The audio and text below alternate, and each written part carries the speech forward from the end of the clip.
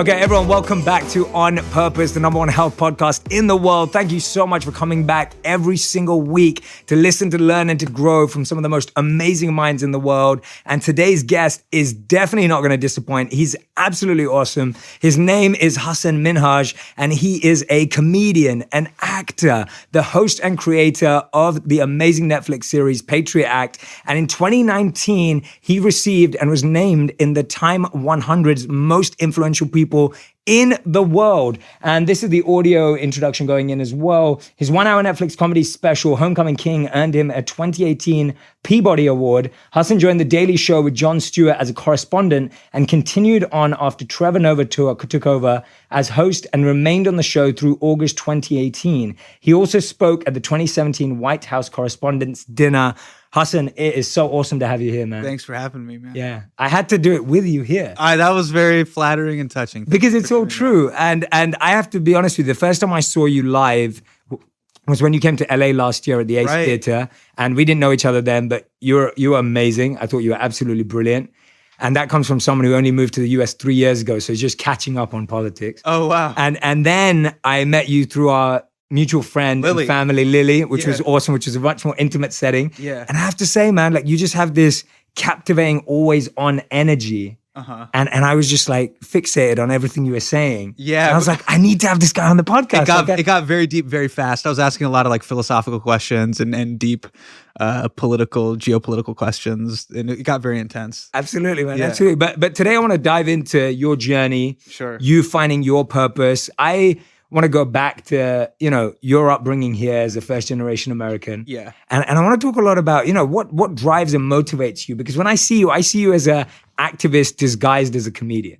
Oh, right? That's how I see you. That's just my way. That's how I see you. But what drives and motivates Hasan? I would say right now, the things that drive me the most are saying and doing the things that I did not believe was possible 5, 10, or even 15 years ago. Wow. That's what really gets me excited.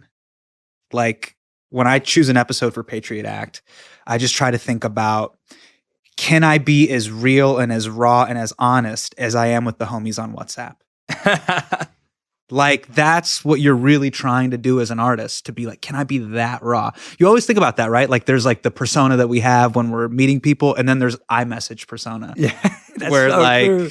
Dude, if this gets leaked, I'm getting canceled. Yeah. But how do you be that just and when has it got to those points where it's like super difficult? Or are you starting to find that really easy? That's the no, that's not easy. That's the challenge. Like, that's the challenge to making great art. So the topics that we've picked on the show were things that I got threads on threads about, U.S. relationship with Saudi Arabia, the Indian elections, like, there's just everything you've seen on the show is pretty much something that I've talked about with friends, policing in America. These are like third rail issues that are very, very difficult to dive into and can be divisive. But to me, I find them to be the most rewarding. So yeah, that's amazing, man. And where do you go on that spectrum of like, is this too risky? Is this not? How are you pushing yourself? Like, what is that process of pushing yourself in that direction? Because I think, like you're saying, so many people just shy away from stuff. Sure. You're hitting it head on. But tell us that process in your head of like, how far do I go? How do I push myself? How do I not settle for,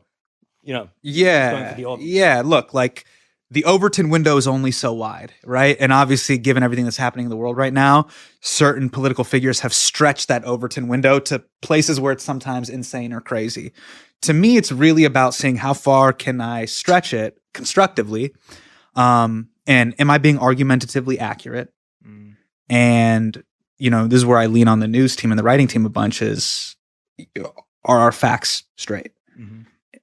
And then after that, I kind of, I throw up a prayer and hope and I hope the man upstairs, protects me. And I think I certainly hope the audience can, even if they disagree with me, can acknowledge just he's trying. This is a good faith effort. Yeah, absolutely. You know what I mean? Yeah, I get that. That's really powerful. And look, like you're talking about the medium that we're in. We're looking at cameras. This is going to be on YouTube. There is a lot of media manipulation. So leaning in for controversy over dialogue, or leaning into just super hyperbole instead of being like really accurate.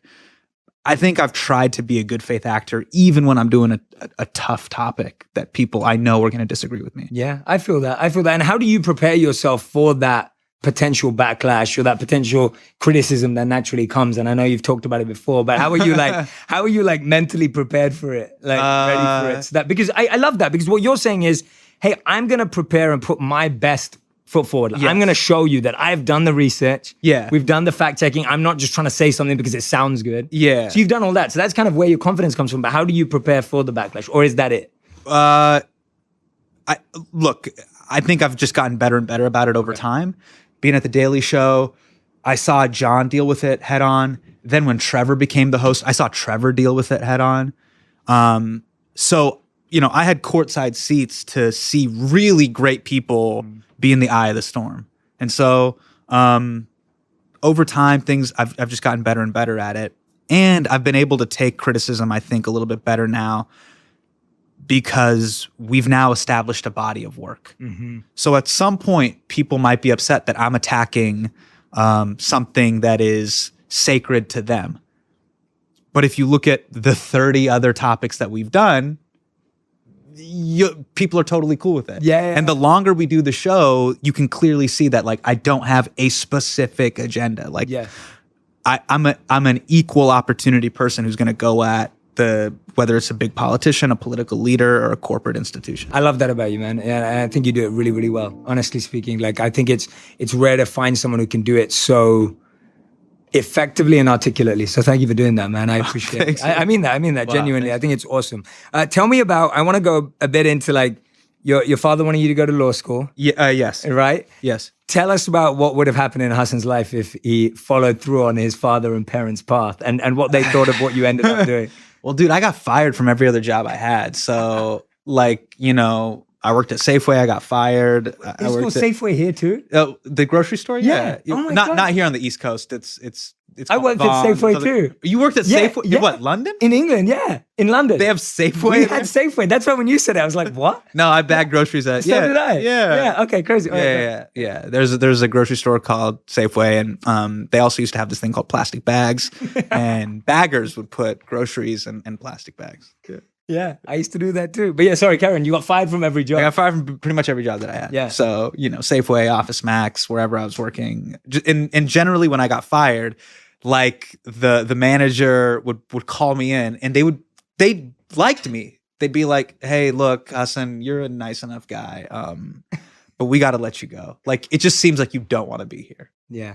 And I remember, like, every time they would fire me, they'd be like, "Is there somewhere else you would rather be? Because you seem very disinterested here at Del Taco." And what would be your answer? Like, I'd be like, I'll tell you exactly where I want to be. What's crazy is every time they would fire me, I actually did have the answer of exactly what I'd want to be doing and where I'd want to be. Yeah, I wanted to be performing. I wanted to be doing stand-up, but I had to shift that night. Yeah. So I'm very lucky, man. I'm lucky. Like, I am extremely lucky that I knew what I wanted to do. Yeah. Like, I found something that I was passionate about. Yeah. And was that the same intention that when you decided to study political science, were you that clear that you were like, I want to study this so that I can be factual and have history? And like, what was that intention like when you were setting yourself up? I mean, it's just like I was too dumb for pre-med. And I just had a natural inclination for, like, kind of politics, rhetoric, speech and debate. Like, those were my things that I was really into. And so, where did that come from?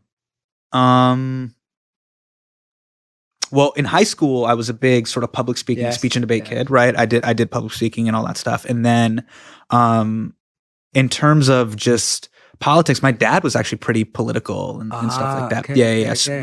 Had a lot of opinions. There was a lot of sort of shouting at the TV, and he was one of the first people that I could kind of see, like, looking at an issue, having a take or perspective, like cracking jokes. And I just kind of, sometimes I try to think I'm trying to live out Najmi's legacy and be like, I want to take that living room raw and do it on, the biggest stage I possibly can. That's beautiful, man. I love hearing that, because I think it's so different. Like, yeah, I always joke that I grew up and my parents' three options were the doctor, a lawyer, or a failure. Yeah. Like, those are my three options growing up. Yeah.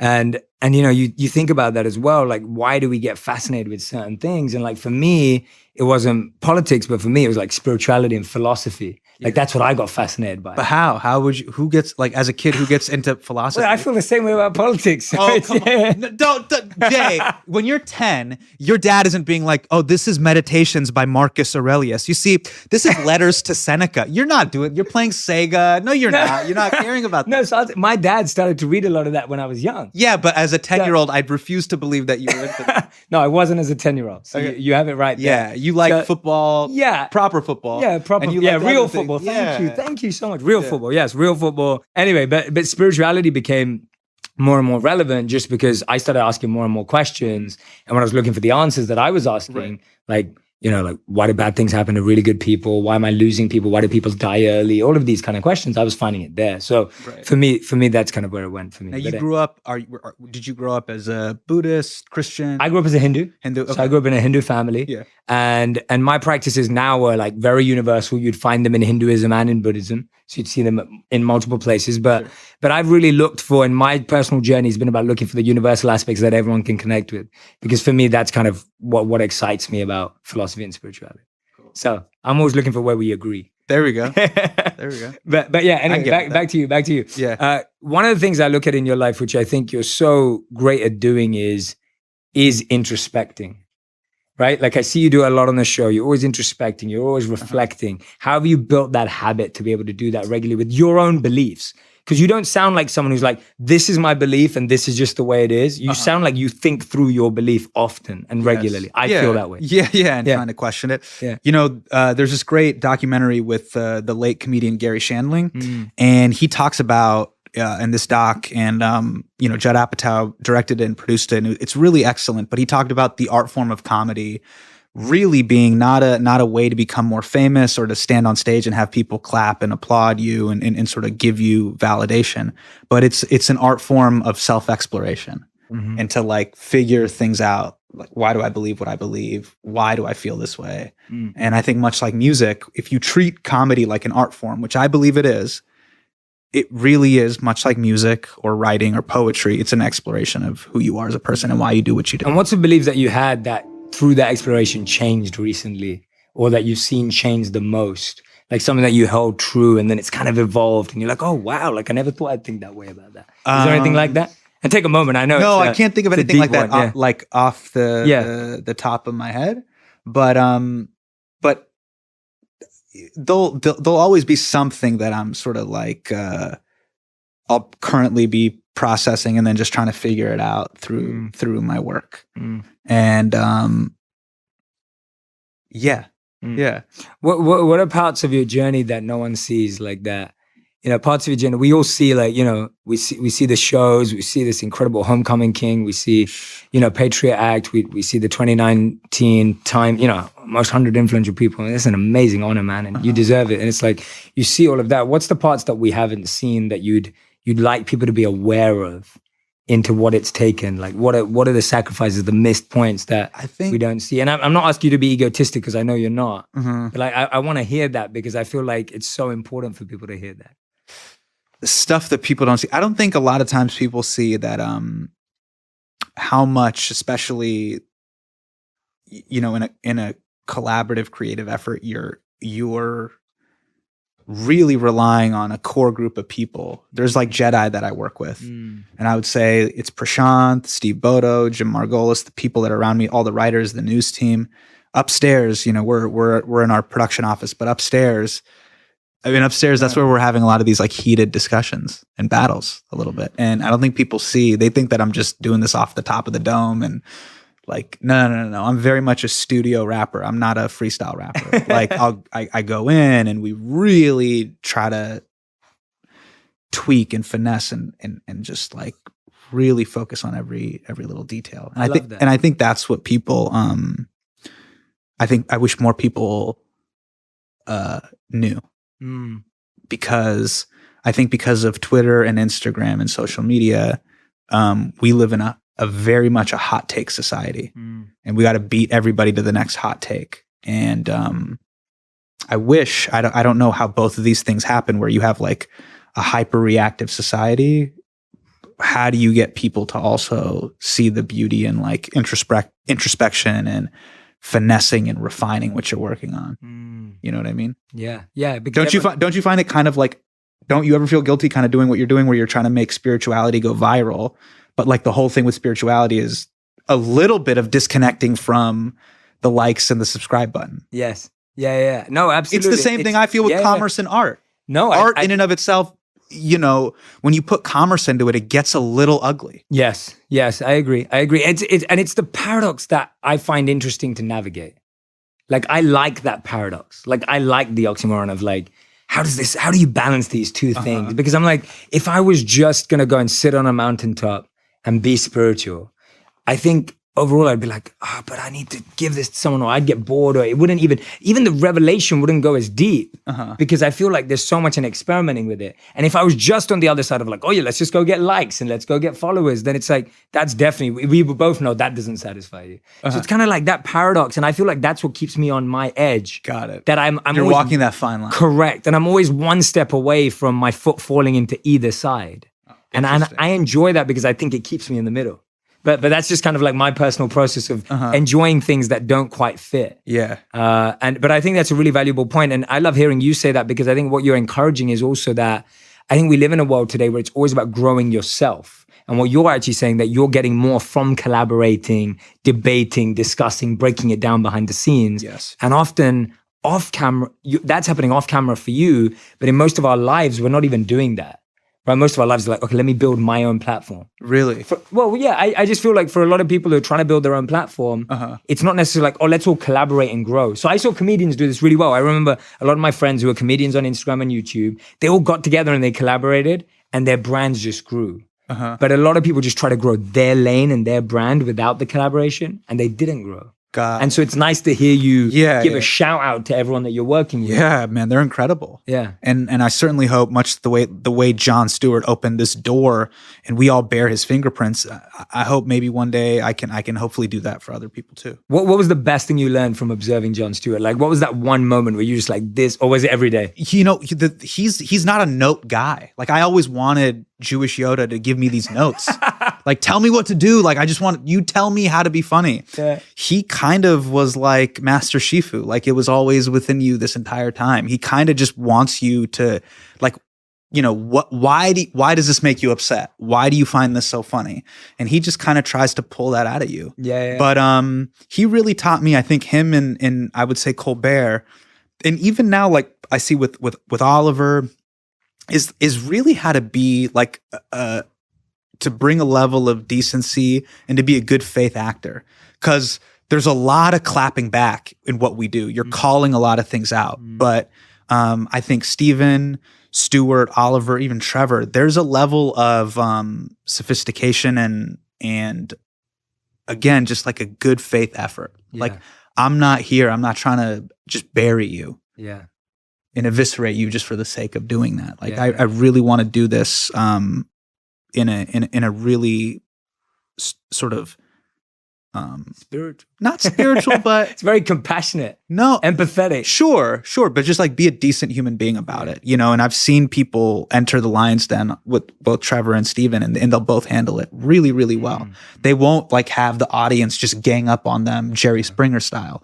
And so one of the best things that I sort of learned from them is to be, you know, when you're saying something or if you're going to poke at something, is to be like really specific in what you're saying instead of like punching every which way. Yeah. It's almost to just be like, it's like a sniper shot and like, and this is the thing I'm trying to say, or like, this is the thing that we need to sort of assess and analyze. Yeah. I love the humanity in that.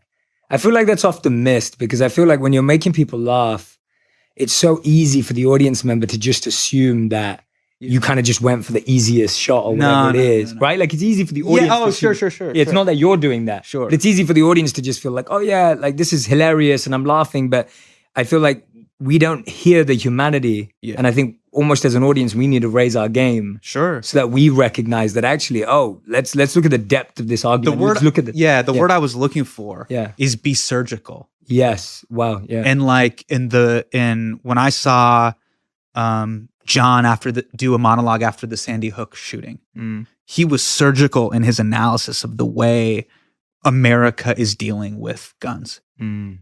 you know? Yeah. Like, he's not just like screaming out hyperbole for the sake of the It's hyperbole. not a spray gun approach. Yeah. Totally. Yeah, it's yeah. like that right there. And then he would build the act around that. Just me watching that was like, wow. And I think that lasts the test of time. You're going to take less L's when you're really specific about what are you critiquing here. Yeah. And then you kind of become better about like, yeah, I know there's going to be blowback, but that's fine. Yeah. I've like come to terms with this because I've closed all the other doors. Yes. And I sort of picked the highest hanging fruit Yeah. to take. I love that. That's just great advice for all of us in conflict. Like, that's just a great, like, that message and lesson you've just taught us there. Like, that's perfect for like workplace issues, relationship issues. Like, that can be applied anywhere. Yeah. Like, not just to your work. It's such a great principle of like, if you are going to debate, discuss, or argue on something, make sure it's done in this way. Sure. Like, I can make fun of the shoes, the clothes, the this, the that, the way you look, your hair. Like, nah, we're not going to do that. Yeah, it's too easy. I'm going to be surgical about this specific choice that I feel is hypocritical and speaks to a larger issue. Yes.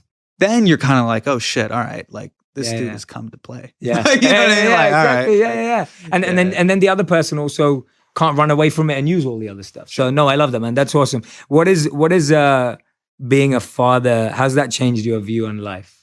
How old's your daughter now?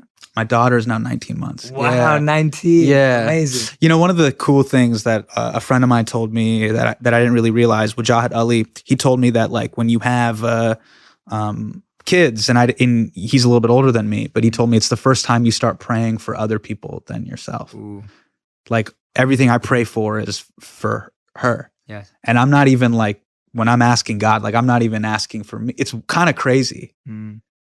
I mean, I know with God, you get like unlimited asks, but I'm just like, I know you don't got time. So let me just like, I know you got like a quick sec. Just like, can you just throw a blessing her way? I love that, man. You know what I mean? And like, and I'm happy. Like, that's like me getting Jordans. Yeah. Like, I want her to get Jordans, you know? Yeah. Like God, just like, please hook it up for her. Yeah. Yeah. And do you? And I don't even care that like what to even ask for myself. Isn't that amazing? Yeah. Isn't that an unbelievable feeling to believe that's even possible? Yeah, but then the thing that messes with me is also why, like, when I go take her to say Gymboree or like watch her play with other kids, I could give a fuck about any of the other kids. How messed up is that? Yeah. Like, I'm so selfless. I care about this. Like, I care about this creature. No. I care about my creature. Yeah. So that's also like, dude, you're not as woke as you think you are. You're not as deep as you think you are. Like, I'm at Gymboree. There's like 19 other like kids with boogers. I'm like, yo, keep the boogers away. Yeah. So it's cool, and it's also, you know, it also has made me like check myself too in interesting, weird ways. And that's an example of something that I'm trying to be introspective of, and like through comedy. Yes. Like, that's a common take that I hear. Now that you're a father, you must be so selfless. I'm like, parents were pretty selfish. Yeah. Absolutely. Yeah, no, I get that. See, mine's the other way around. So when I lived as a monk, so much of our focus was on building that love and service attitude towards everyone. That's great. So it was like a monk becomes a monk because the whole world becomes your family, because now you don't have a biological family of your own. Yeah. And so this mindset is trained. But then when I came back, I realized that I started treating my own family as less than or the same as everyone else. Oh, interesting. And then my family took offense to that too, because then they were just kind of like, oh, but we're your family, you know? So then it was that way around. I was like, oh, this is a complicated one. Gotcha. Like, but you're like, no, Safeway's my family. Yeah, exactly. Yeah. Safeway, like everyone that I meet and everyone that I see. And I've loved that attitude towards it. But I get you. And for me, I think I do believe in us going above and beyond and stretching that definition of family, because as soon as you start doing that, you know this. I mean, I think you are to some degree. Because I guess would you describe that the work you're doing is also to change the world that your daughter grows up in? Do you feel that way? Do you feel that responsibility, or no, not really? That's not really where it goes. No, I'm just trying to do the best possible work that I can. I think that like if I put that assignment, it's too big. Yeah, I got to change the world vis-a-vis my show. That's I mean, come on, man. It's just like this is my journey while, you know, hopefully I'm on this earth, that I do sort of significant, meaningful work that I feel is challenging, and I empty the tank. That's really it. And so I'm just holding myself accountable. Is that the best joke you could really do? Is that the best show you could put together? Yeah. Like, come on. Yeah. You know what I mean? Yeah. And what's the metric of that question? Like, is that a self imposed metric of like, yeah, when I go to sleep at night, I know what it is. Yeah, right. Okay. You know what it is. Like, you know when you phoned it in, you know when you didn't. Yeah. And like the way you go to sleep, you can really tell. How can people build that as a way of living? Because I love that. And I agree with you. I think that the most purposeful, meaningful, fulfillment-driven people in the world measure things by how they feel when they go to sleep at night. But I think sometimes we get lost in measuring ourselves by how everyone else sleeps at night almost. Oh, you know, like I don't think that's what you've just said is not very common. Like I don't hear many people say that. Like there's such an intuition there, right? Your intuition's so strong. Like you're so aware of like, yeah, I feel happy tonight. Like I feel that I've done enough tonight. I feel like I've done my best. How do you think? And I'm asking you to unpack it. I'm not expecting you to be like, this is my 3-step method. Like, look, I just, you know, like, I don't know what put it inside of me to want to try. My dad tells me this all the time. He's like, you know, because I have me and my sister, he's like, you've just been different. You've always sort of tried at things. And he was clowning me the other day. It was like, you've also publicly failed a lot, but I don't understand why you sort of put yourself through that. Yeah. And I was like, what do you mean, Dad? He's like, I remember I used to take you to soccer games. You were really bad at soccer. People would make fun of you. You were slow. Like he was just roasting me. But he's like, you would try really hard. He's like, I kept taking you to basketball tryouts. You would get cut every year, but you'd show up. Like, I don't understand why you would do that. Yeah. But I remember like, even early on in comedy, still, you know, when I'm trying to do stuff in show business, I'm just failing. I think it's just like, you reach this moment where like you interviewed for that job and you know that like, you took that shower, you brushed, you flossed, and you used mouthwash. Like you tied your shoes the right way, you pulled up your socks the right way, you were prepared, you went through all the talking points that, you know, your manager is going to ask you about. And if it still doesn't go your way, you're just kind of like, what more can I do? I'm at that age now where it's like, I also can't debate. I can't wish that I could be someone else. Like the verdict is out. I'll never be able to dunk. I'll never be able to rap. I'll never be able, like, it's a rap. Hasan Minhaj, God didn't give me that gift. And it was just by virtue of trying all those different things, failing. And you can just kind of be at peace with it. Absolutely. They're just like, I did it. I tried. I was not good at those things. Yeah. I love the roast you got from your father about Shah Rukh Khan. Yeah. That was good. Yeah, it was really good. That was great. It was great. That was great. I love that. I thought that was brilliant. Yeah. And, but you know what? I really love him because of that. Like, you don't have to take yourself that seriously. Like, you know what I mean? Yeah. And there's a lot of like, you got to take yourself very seriously. And I just think that like, we all have flaws and pimples and just kind of laugh at it. And I think that's more endearing than being like, I'm the fucking best. Yeah, of course. Yeah. No, but there's a lot of like, everybody's trying to be like an NFL wide receiver where they're just like out of their mind and like, do you know who I am? You know how blue check verified I am? You're like, relax, man. Yeah. No, I'm with you. I agree with that. I'm with you. I think that from what I'm hearing you say, what gets me thinking is just like, you're not living to prove yourself to anyone. And that's when things get really serious and thick, whether it's your parents or whether it's society or friends or whatever it is. And that's when it kind of gets scary to fail or it gets scary to mess up because now you're constantly like, what will people say? How will people think? How will they react? To me, it's always been about like the fuel. So when you got the chip on your shoulder, which is great, like it's like espresso in the morning, you got that chip on your shoulder where you want to prove someone wrong. Like, oh man, this guy was hating on me. This dude said something about me on Twitter. Oh, this producer wants to keep me out of this project. Yeah, like hatred and vengeance is a pretty good fuel. The problem is it doesn't burn very efficiently. Correct. Yeah. Like it just kind of tapers off. It's just not a good energy source. Can get you ignited. Correct. That's it. Correct. Whereas like when you're trying to prove it to yourself every day, the way that that plays out over time, it just plays out a little bit better. Yeah. You know what I mean? It doesn't taper off after like 3 days or, you know what I mean? Tell me about, this is one thing that I've been wanting to ask you for a while. Like, how do you go about, and we've talked a lot about, I think, you know, in this podcast already, we've talked a lot about like conflict, debate, discussion, how to manage that. How do you go about connecting with someone who's already made their mind up about something and trying to take them to the other side or a deeper side? Like, what's your vision with that? When you're speaking to a group of people, if I put you right now in a room of people who completely disagreed with you, what would Hasan Minhaj do? Well, I've sort of come to terms with two realities. Like, number one, just accepting and believing the truth is the truth. Even if like people don't want to go there, the truth is still objectively the truth, right? And then number two, like, my job really isn't to convince you, because people ask me this all the time. They're like, man, you did that big episode on blah, blah, blah. But what if people on the other side of the aisle disagree with you? I go, that's not the point of even creating the thing to begin with. Yeah. It's just to present it. Mm-hmm. And if you come along, great. If you don't, again, the truth is still the truth. Yeah. Like, it doesn't negate what you know. Yeah, I love that. See, the message I get when I'm listening to you today, and I felt I knew this today, felt I knew this by observing you, but obviously getting to know you a bit better today, like, there's just so much satisfaction and contentment in doing the work. Like, when I'm hearing you speak, what I mean by that is you have so much satisfaction and contentment in just doing what you believe is right, doing what you believe is the best, trying to find the truth and presenting that as it is. And that's where you get your satisfaction. Yeah. And that is such a great place to get your satisfaction. Sure. Because no one can ever take that away from you. Yeah. Right? Like, no one can ever take that away from you. And that applies to everyone who's listening and watching right now. It's like, when you get your satisfaction from the deep work, the creativity, the research, the reflection, the introspection, that's something you can do time and time and time and time again. But when you're waiting for that one person to agree or people to shift their minds and be like, oh, because of you, Hasan, I changed my mind. Yeah, they're not, Like, I have like people that I love, people I grew up with that still like completely disagree with me, that some of them didn't think I was doing the right things in terms of like personal choices I've made, professional choices I've made. That's okay. And I think if anybody could see this from my work, I certainly hope, or I would just like to add this to the conversation. Mm-hmm. You can still disagree with people and love them very much. 100%. But that is not a common reality that's happening right now in discourse.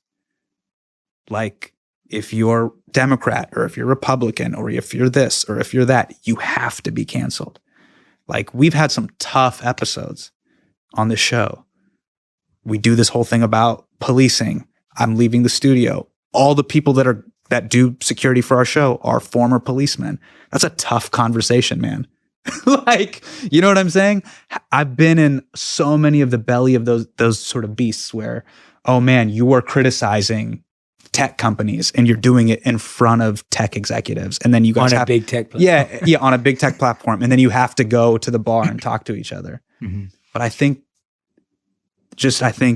all I want to try to show through my work is we can still disagree and I can still like love you and see the humanity in you. And that's all I can control. Yeah.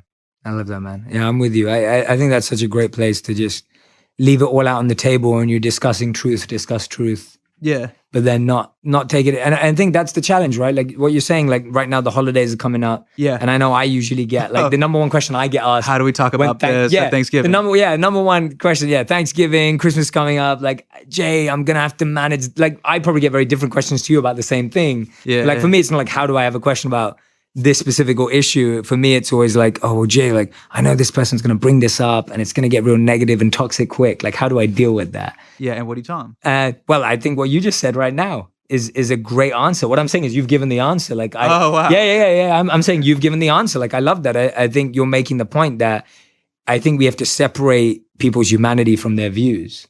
And we have to respect them on a humanity level. And the fact that we all bleed the same blood and, you know, have that connection and that ideas and beliefs do form us to some degree, but not the whole of us. Yeah. And being able to make that distinction is so important. Yeah. Yeah. How do you go about encouraging people to make that distinction further? I don't know. Because you've achieved it. There's just been moments where I've seen it in their eyes. Like, I'll be like, I completely disagree with what you have to say about that issue. Like, I 100,000% disagree. Yeah. However, I think you're a beautiful person and I love you. And they'll be like, oh, so you just don't want to kill me? You don't want to cancel me? You don't want to like ridicule me in front of everybody on the internet? I'm like, no, I'm telling you, you're wrong. You're wrong about that. Like, your jeans are too tight, but I love you. Are you telling me that right now? Yeah. Like, I'm saying, I think that they're a little too tight. You think they're too tight? But I think, oh, thanks. Okay. Despite that, I love you. So you could be like, I disagree with your position on, you know, this prime minister. However, I think like you're still my grandmother and I love you. Yeah. you know what I mean? I don't think Brexit was a good decision, but yes, I love you, grandma. Yeah, I don't take responsibility for that. Yeah. But do you get what I'm saying? Yeah, of course. Yeah, and they're just like, look, like, because I think the point being that there is always going to be someone disagreeing with you about something small or big. And so none of us are living lives where every decision we made was perfect. Yeah. So No, I love that. I love that viewpoint, man. That's awesome.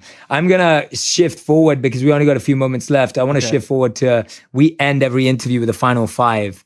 And I've still got a million questions for you, but we're going to have to do this again. Okay. We're going to have to do this again. Let's do a part 2. Yeah, we will definitely do a part 2 because there is so much that we've just skimmed over today and there's so much we can go through. So, I hope this was valuable in some capacity. very valuable. I think, for me, it's like I said to you before when we did the Kobe interview, it's like, there are plenty of people who can have a great political discussion with you. That was not my intention today. Yeah. There's great people who will be able to talk about issues with you. It's not me. It's not my strength, But today, my goal, my intention was simply for people to see the humanity, the intention, the purpose that goes into your work. And I think we've done that. Okay. Like, I think people will be able to listen to this and be like, oh, I understand how Hasan thinks about life, humanity, and how he constructs this work. It's not just...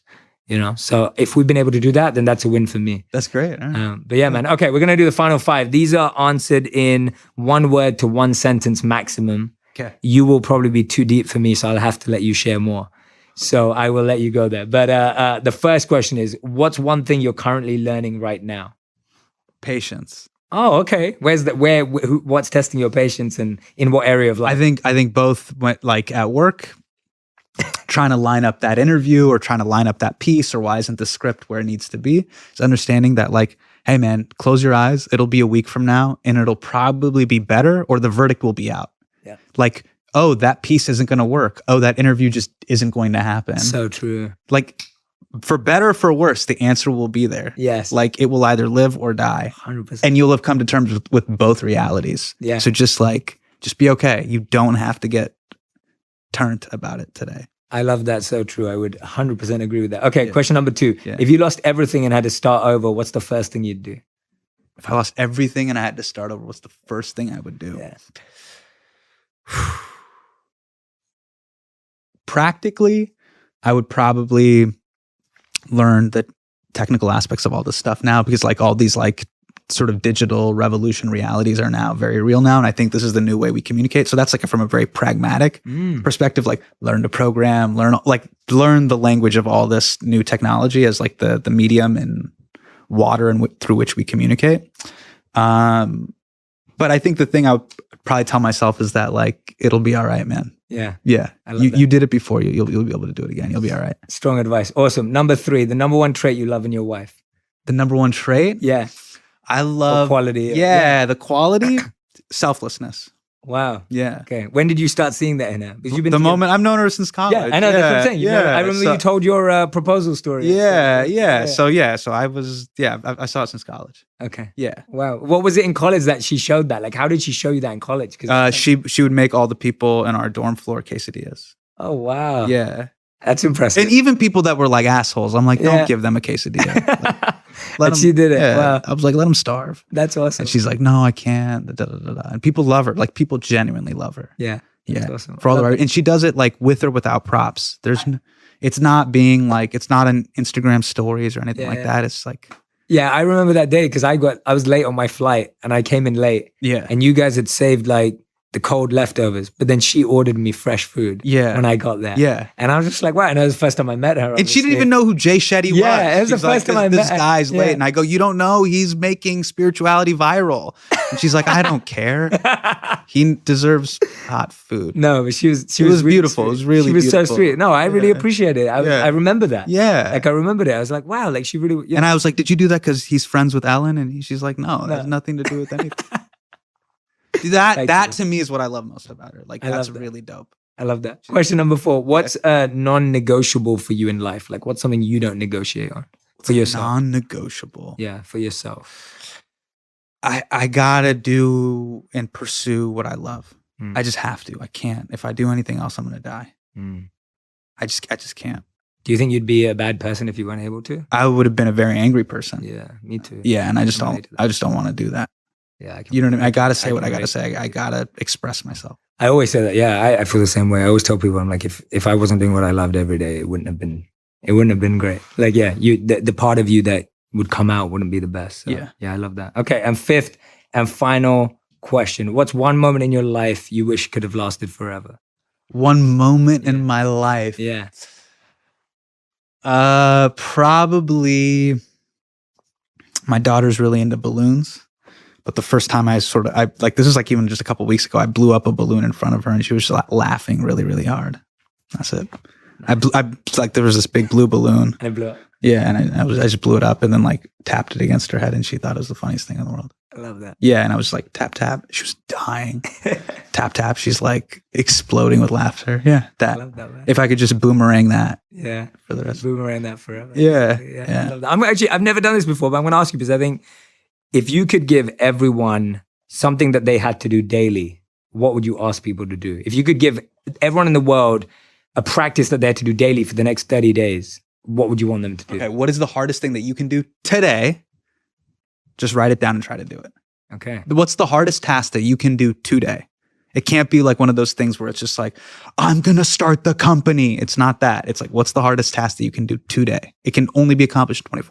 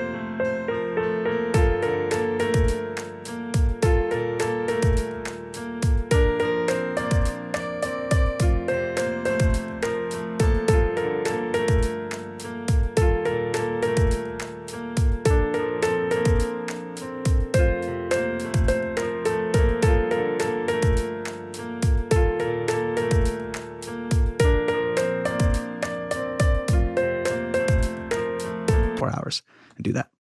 I love that. That is a great answer. So if it's like I have to sit down and write 3 pages free write. I have to free write 3 pages. That's going to be really hard for me.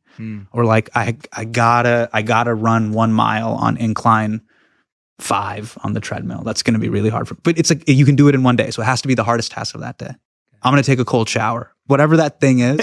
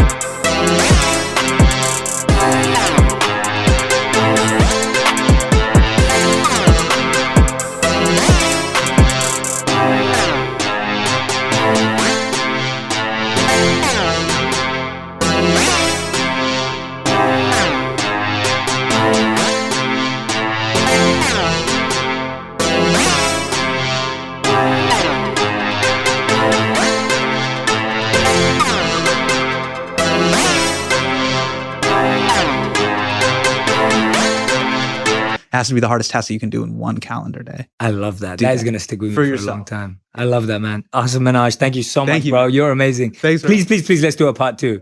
Because there are so many other things we can talk about. Yes. You really want to do a part 2? I 100% want to do a part 2. Okay. I'm going to wear lucid trousers. I'm gonna look how tight mine are. No, messing around. All right. Thank you, man. Thank you so much for doing